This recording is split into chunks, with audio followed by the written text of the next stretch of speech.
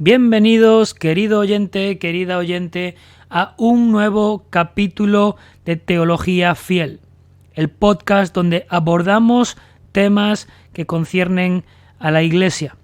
Como sabéis, emitimos tanto en Spotify como en YouTube y, por supuesto, puedes dejarnos tus comentarios al final de cada podcast para que así nos ayudes a mejorar y también déjanos saber qué temas te podrían interesar y qué temas podríamos ir abordando con el tiempo. Muchas gracias por escucharnos y vamos a dar comienzo a este nuevo capítulo.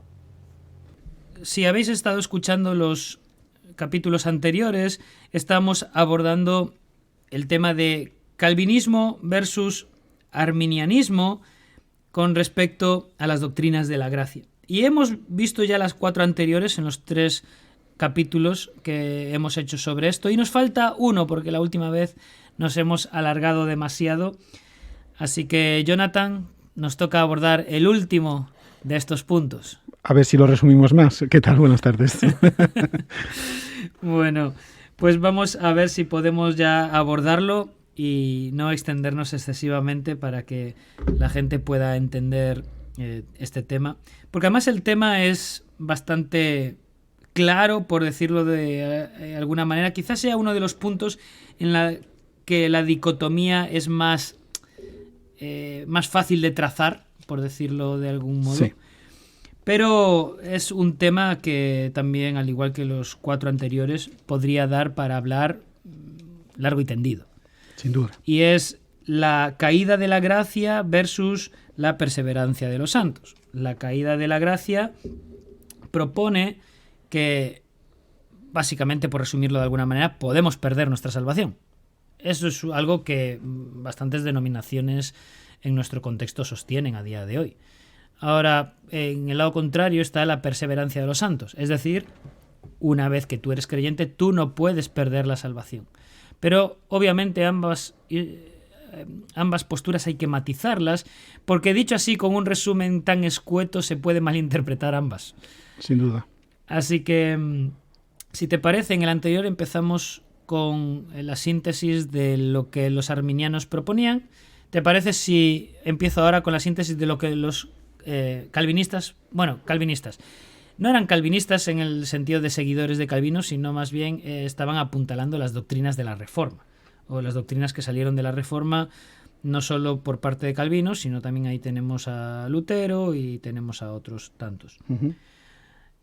Y lo que ellos proponen, aquellos que conformaban el Sínodo de Dort, dice: aquellos a quienes Dios ha aceptado en el amado y ha llamado eficazmente y santificado por su Espíritu, y a quienes ha dado la preciosa fe de sus elegidos, no pueden caer ni total ni definitivamente del estado de gracia, sino que ciertamente perseverarán en él hasta el fin y serán salvos por toda la eternidad, puesto que los dones y el llamamiento de Dios son irrevocables. Esto es lo que se propone en la Confesión Bautista del 89, capítulo 17, párrafo 1, recogiendo lo que proponía el Sínodo de Dort, o resumiendo lo que proponía el Sínodo de Dort.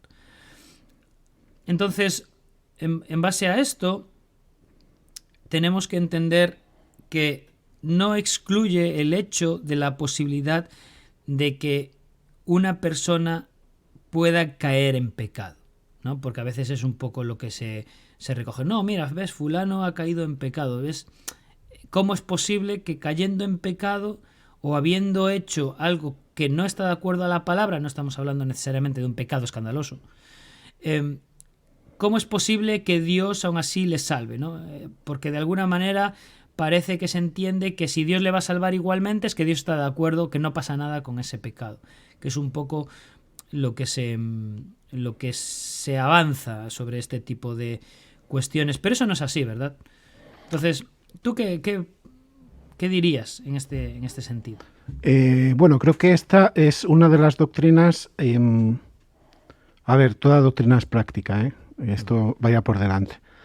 Pero de alguna manera creo que es una de las grandezas de esta doctrina en nuestra vida práctica. Sin duda yo creo que hay muchos hermanos en la fe que creen en la pérdida de la salvación, como diría como diría Carballosa, un conocido predicador y comentarista bíblico y profesor de diferentes seminarios a lo largo y ancho del mundo. Hermanos que creéis que la salvación se pierde, tengo una buena noticia. La salvación no se pierde. Esa implicación práctica tan inmediata de saber que hay hermanos que realmente no disfrutan, no gozan de saberse y descansar en que estamos en las manos de un Dios que, de la misma manera que tuvo poder para sacarnos de la muerte, tiene poder para preservarnos, es algo que, por un lado, me llena de tristeza, porque creo que muchos de ellos son excelentes creyentes en todos los sentidos de la palabra, pero viven una vida realmente que se podría decir de derrota, en el sentido de que al final tienen un temor perpetuo a lo largo de su vida de ¿y si caen de la gracia? Cuando la enseñanza bíblica, creo que en este caso, vimos la semana pasada o en el podcast pasado que puede haber distintos matices, pero creo que aquí la Escritura es tan sumamente clara que nos debe llenar de gozo, de tranquilidad, sabernos que si somos salvos, no hay nada ni nadie que nos va a arrebatar de las manos de nuestro Dios. Esto es práctico, esto es algo que nos llena de gozo, o nos debería llenar de gozo, esto es algo que nos debería llenar de descanso y de disfrute de la vida cristiana, porque ya la vida cristiana a veces tiene momentos de trabajo arduo, de tribulación, de problemas, como para añadir un problema que la Escritura no nos da. Claro. Si recuerdas en el capítulo anterior utilizamos Juan, bueno, nos quedamos en Juan porque sí, Juan es bastante claro, y me gustaría retomar justo en Muy el bien. pasaje donde lo dejamos, porque Perfecto. Juan 6:39, Uh-huh. que, bueno, no leímos el 39, pero leímos el 40 en adelante, en el otro capítulo, pero me gustaría empezar en el 37. Perfecto. Dice Juan 6:37, todo lo que el Padre me da vendrá a mí, y el que viene a mí no le echo fuera. Porque he descendido del cielo, no para hacer mi voluntad, sino la voluntad del que me envió. Y esta es la voluntad del Padre, el que me envió, que de todo lo que me diere no pierda yo nada, sino que lo resucite en el día postrero. Y esta es la voluntad del que me ha enviado, que todo aquel que vea al Hijo y cree en Él tenga vida eterna, y yo le resucitaré en el día postrero. Entonces aquí hay una doble afirmación de la que es la voluntad del Padre por parte de Jesús, que es, uno, que todo el que el Padre me da, que ya hemos visto que el Padre es el que obra en nosotros así el querer como el hacer, todo lo que el Padre me da, no pierda yo nada, sino que lo resucite en el día postrero. ¿Y qué es eso? ¿Qué significa que se lo resucite en el día postrero?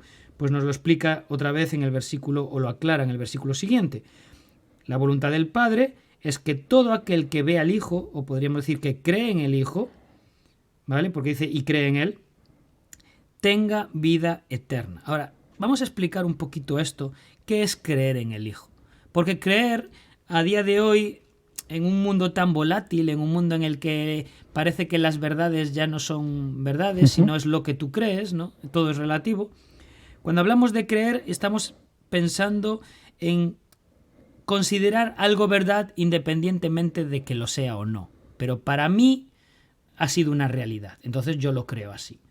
Entonces, cuando tú hablas de creer, mucha gente piensa en eso, pero eso no es lo que está hablando el apóstol.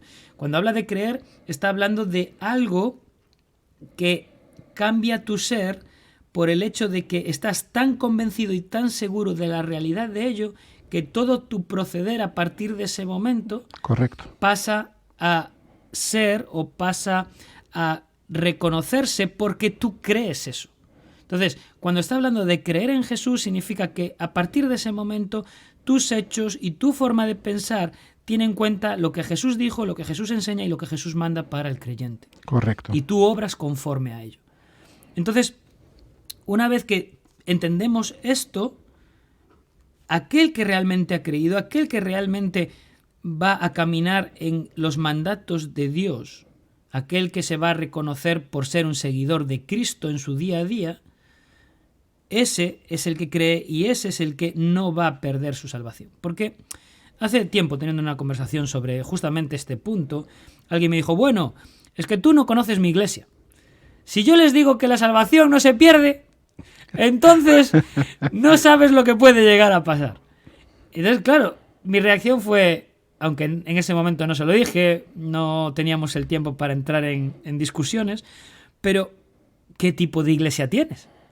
¿Qué tipo de creyentes estás alimentando si tú crees que si no les amenazas con la pérdida de la salvación, van a dejar a Cristo o van a dejar de caminar en los caminos de Dios? Entonces igual es que tienes una iglesia de no creyentes y no es una iglesia. Has dicho muchas cosas, pero sí, esto último es tremendo. Lo cual me lleva a pensar que al final es muy importante saber en qué contextos nacen ciertas teologías y por qué a veces se sobreenfatiza algún punto, al punto, valga la redundancia, que podemos llegar a la distorsión del texto. Pero bueno, dejando esto de lado, sí quería hacer dos apuntes rápidos. Primero, versículo 47 del mismo texto que estábamos leyendo, que dice, el que cree tiene vida eterna. Y hay un famoso adagio o frase simple que creo que resume esto de forma magistral. Si crees y tienes vida eterna, si la pierdes no es eterna y si es eterna no la pierdes. Y creo que eso, que es un argumento de una solidez lógica irrefutable, creo que es el punto y el asunto medular, uno de los dos puntos y asuntos medulares del texto de Juan.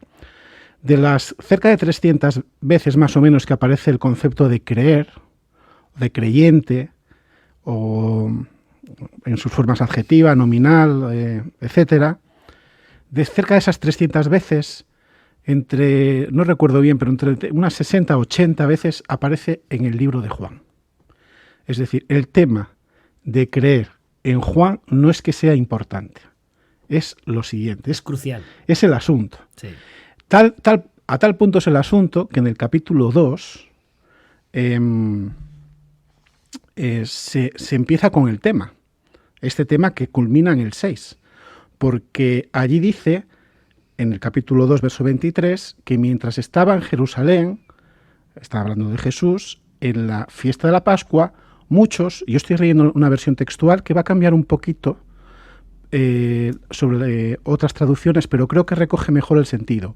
Muchos creyeron en el nombre al observar las señales que hacía, pero Jesús mismo no se confiaba, la palabra griega es la misma, pistis, que es la palabra fe, a ellos. Es decir, ellos creían, pero Jesús no creía que ellos creyesen. Sí. Pero y si me dejas solo un momento, la Reina Valera del 60 creo que se puede ver perfectamente. Si nos fijamos un poquito en el texto, entonces quizá la mayoría de nuestros oyentes tengan esta versión, déjame leerlo. Dice, estando en Jerusalén en la fiesta de la Pascua, muchos creyeron en su nombre viendo las señales que hacía, pero Jesús mismo no se fiaba de ellos porque conocía a todos. Eso es. Creo que el sentido se ve perfectamente igual. Sí. Y va al punto que tú decías respecto a lo que la fe es. Y creo que Juan sigue el argumento y los reformadores creo que lo distinguieron muy bien en los elementos de la fe. Ellos hablaban de la notitia, hablaban de la sensus y hablaban de la fiducia o fiducia. O fides, que no es exactamente lo mismo, pero podría valernos. Es decir, hay un elemento cognitivo de lo que es, hay un elemento volutivo, que es yo digo que sí, creo en ello o digo creer, y hay un elemento, digamos, vivencial, que es vivir a la luz de esa fe.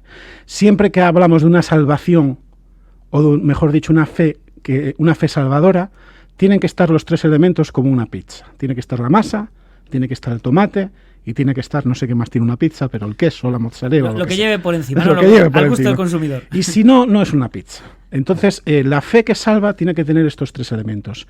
Si no, puedes hablar de una fe en minúscula descafeinada, pero esa fe no te salva. Y es de lo que está hablando aquí. Está hablando de que ellos no creyeron, y el capítulo 6 es paradigmático porque empieza con una serie de discípulos o supuestos discípulos que dicen creer, con miles que se han sido alimentados, y acaba el capítulo con 12, y de esos 12 ni siquiera eran los 12. Sí, de hecho acaba con Jesús preguntándole, bueno, ¿y vosotros también os vais? Es muy interesante. Pero Volviendo al tema de la salvación versus Sí.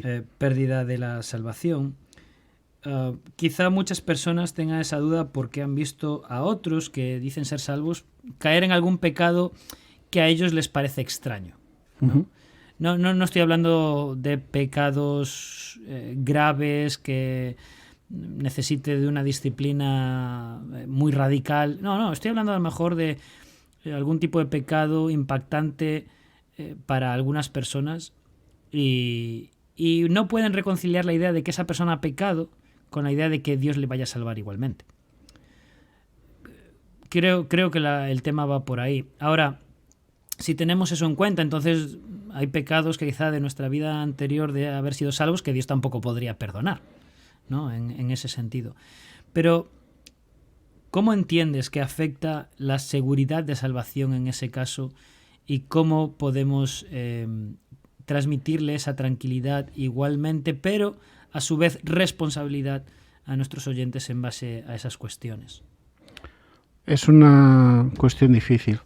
Creo que la única seguridad nos la puede dar la palabra, porque realmente hay hermanos, hay personas que tienen una conciencia muy débil respecto a lo que es una vida cristiana y no quiero quitar importancia al pecado, pero digamos ante una situación efectivamente que uno diría, bueno, sí, no está bien lo que ha hecho, ha pecado, pero bueno, el Señor ha muerto por él por esto, ha muerto por ti por esto, y sin embargo ellos se fustigan, se castigan y es su conciencia la que les está acusando constantemente. Creo que el apóstol Pablo, tanto para bien como para mal, ponía su propia conciencia, que es importante, en un segundo plano. No porque su conciencia la acusase o lo dejase de acusar, era con o sin pecado, sino que es la palabra la que nos dice qué es el pecado y es la palabra la que nos dice que Cristo murió por todos nuestros pecados. Y esta convicción al final es una obra sobrenatural que tiene que hacer Dios con su palabra y que puede efectivamente y debe tener un acompañamiento pastoral, pero es una lucha al final, en último término, siempre va a ser un conflicto de tipo espiritual, sin duda. Sí.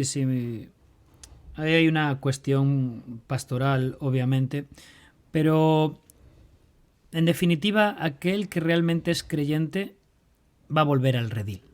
Sin duda. Cuando Jesús habla de la oveja perdida, muchas veces las personas piensan en que Jesús va a buscar al pecador. Al pecador refiriéndose a alguien que no es creyente. Pero no, eso no es lo que está explicando esa parábola. Esa parábola está hablando de una oveja que ya estaba en el redil, que se escapó del redil, o que se escapó en el momento que fueron a pastar, y que el pastor fue a buscarla para traerla de vuelta al redil. Entonces, eso tiene mucho que ver cuando Jesús dice: mis ovejas oyen mi voz. Entonces, si son ya ovejas de ese redil, son, por decirlo ya claramente, son miembros del cuerpo de Cristo, de la iglesia de Cristo, ellos no van a perder la salvación. Ahora, Dios va a ir a buscarlos y traerlos de vuelta si realmente hay un pecado que los aparta de ese cuerpo o que los aparta de esa realidad de ser creyentes.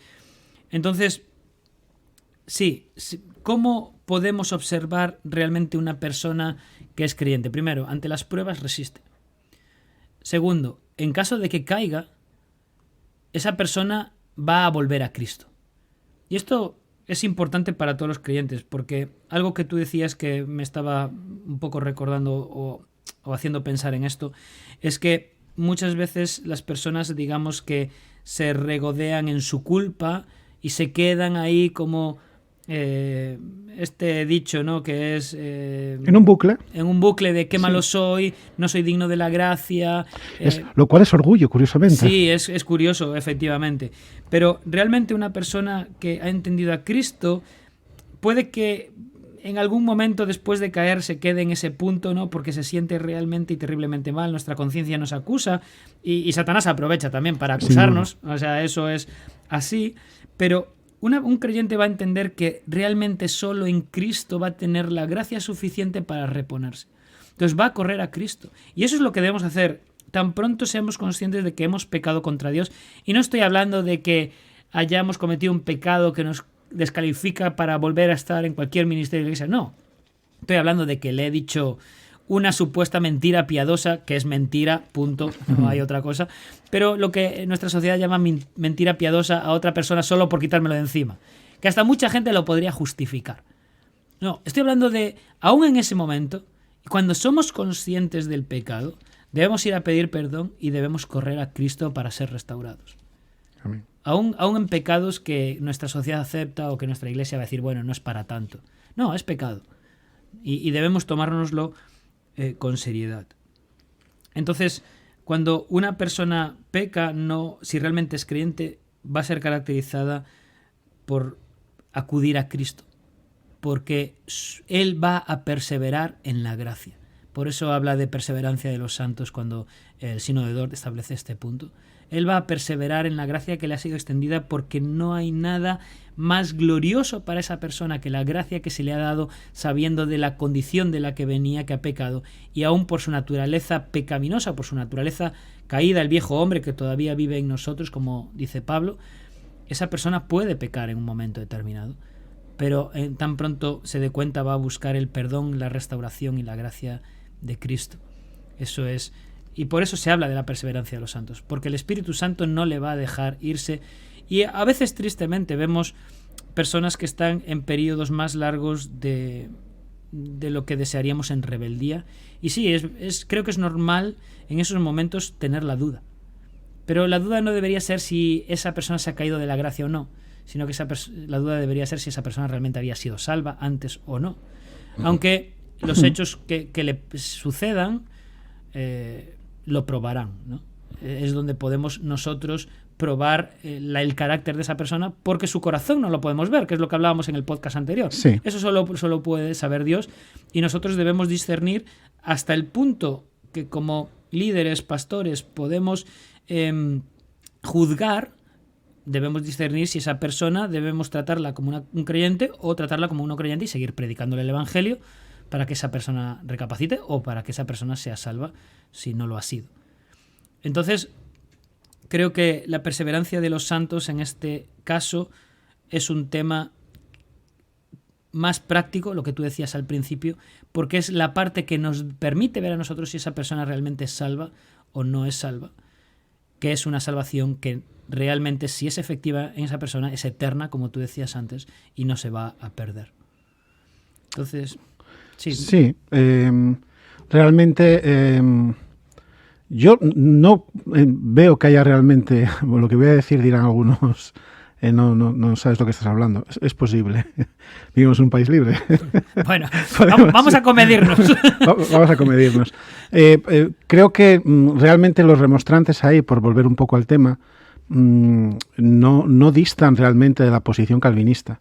El problema es que ante dos verdades que no sabemos muy bien cómo reconciliar, y es que Dios hace perseverar a los santos. Me gusta más decirlo así, casi que es una perseverancia del propio santo, ¿no? Dios es el que en el fondo hace que podamos perseverar. Ni siquiera la perseverancia, vamos a decirlo en estos términos, ni siquiera es nuestra, ¿no? No, si fuera por nosotros, malamente. Malo íbamos. Lo que pasa es que los remonstrantes sí también introducen el tema de la apostasía y no lo reconcilian.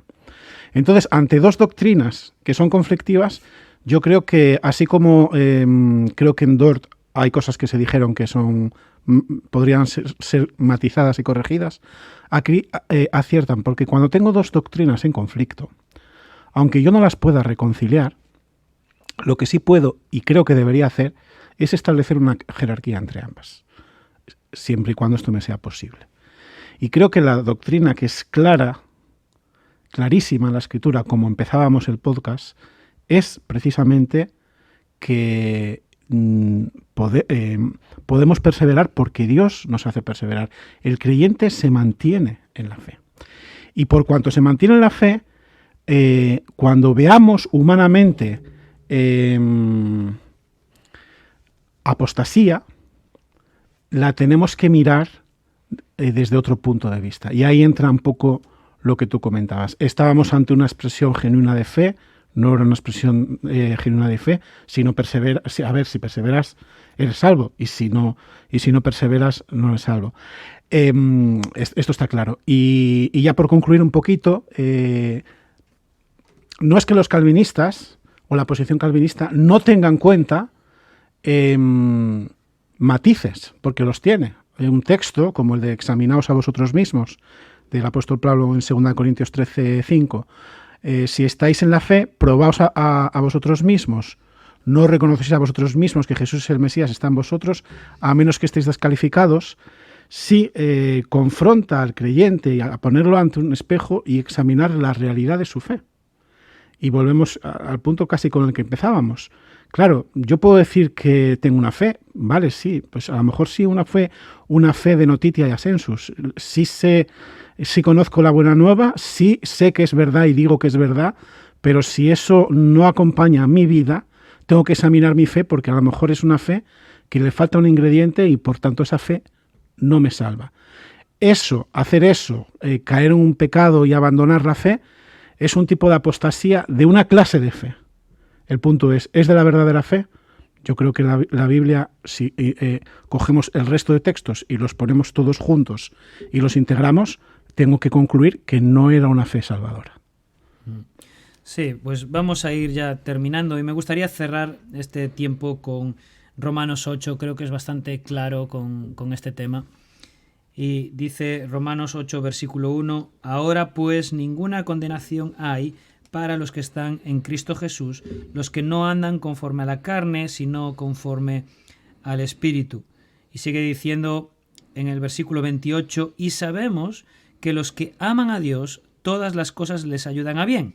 ¿Qué quiere decir esto? Sigue diciendo el versículo 28, esto es, a los que conforme a su propósito son llamados, porque a los que antes conoció también predestinó para que fuesen hechos conforme a la imagen de Dios, para que Él sea el primogénito entre muchos hermanos. Y a los que predestinó, a estos también llamó, y a los que llamó, a estos también justificó, y a los que justificó, a estos también glorificó. Es muy curioso cómo Pablo está hablando en pasado de todo esto. Entonces está diciendo que aquellos que han sido llamados conforme a su propósito, llega a la conclusión de que ya han sido glorificados, a pesar de que todavía no estamos en la gloria. Con lo cual ya está hablando de que aún en el momento de su salvación, el llegar hasta el final, la glorificación de esa persona en la gloria de Dios, vamos a entrar en redundancia aquí, pero está diciendo que ellos van a llegar a la gloria. Amén. Así que, hermanos, Jonathan, gracias por este tiempo. Siempre un gusto y un placer, y gracias por invitarme, como siempre. A los que estáis al otro lado, muchas gracias por habernos escuchado. Espero que estos temas estén siendo de edificación. No olvides de suscribirte, eso es de gran ayuda para nosotros. Y también no olvides dejar tus comentarios. Todo eso nos va a ayudar a mejorar y también nos va a ayudar a pensar nuevos temas para desarrollar en este podcast. Esperamos que esté siendo de bendición para tu vida y nos encontraremos, si Dios quiere, en el próximo capítulo. Así que, querido oyente, te esperamos la semana que viene.